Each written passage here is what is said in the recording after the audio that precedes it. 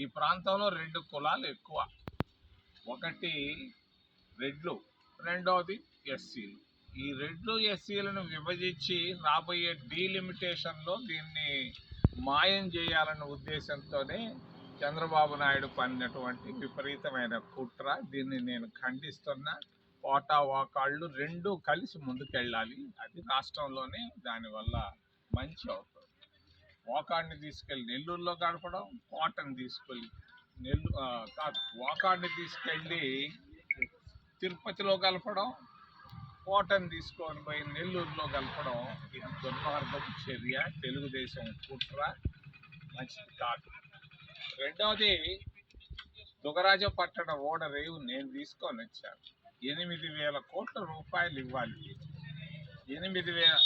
ఇది ఒక మేజర్ పోర్టుగా, ప్రపంచంలోనే 5వ పెద్ద పోర్టుగా వచ్చేదాన్ని దీన్ని ఆపాడు చంద్రబాబు నాయుడు గత 11 సంవత్సరాలుగా. ఏంటనంటే బంధుప్రీతి. ఆ కృష్ణపట్టణంలో ఒకప్పుడు ఆయన బంధువు ఉండేవాడు.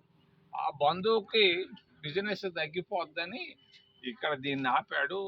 అది కూడా పోయి అదానీ చేతిలో పడ్డది.